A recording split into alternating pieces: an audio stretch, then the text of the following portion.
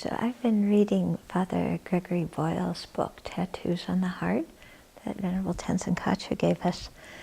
And the last chapter of the book is titled Success. And he talks in it about how, people want to hear success stories of his work with the gangs and everybody who does well and so on and so forth. But he says that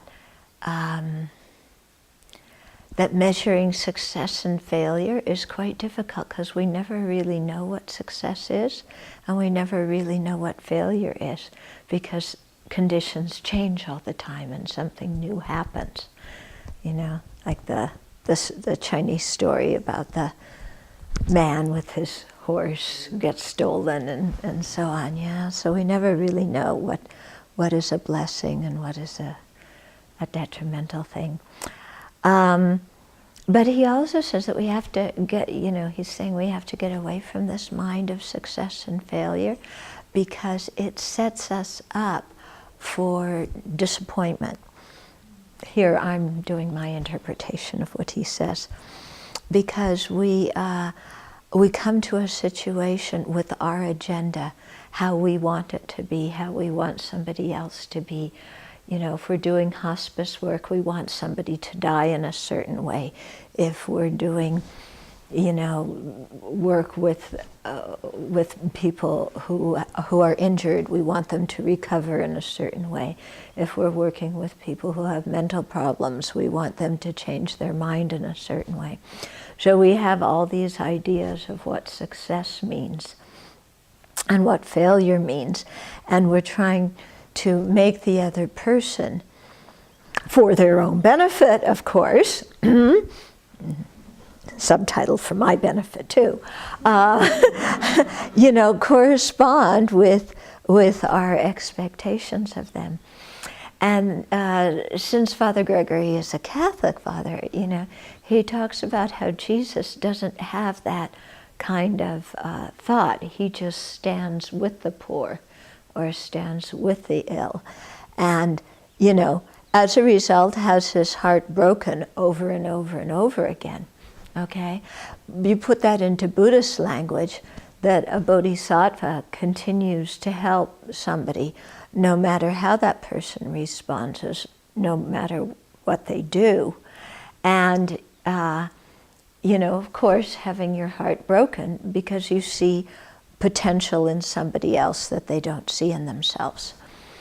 Of course, in bodhisattva language, when you're trying to help somebody, you only help them according to how open they are, yeah? Sometimes we misinterpret this thing of continuing to help, and it actually means to us continuing to force our opinion on somebody else. I'm not abandoning you, you do this and you do this, and the person does the opposite and they come back, and you do this and you do this, So it's not really standing with the person, it's really, pushing our agenda again and again. So whether you put it in Christian language or Bodhisattva language, it really comes back to the same thing of giving whatever that person needs at that particular time, even if it's not what you think they should need at that time. Yeah?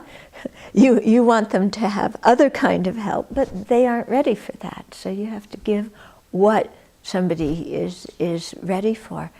And then the whole thing about standing with people as they go through their ups and downs and backs and forths, and not make a martyr out of ourselves because of it.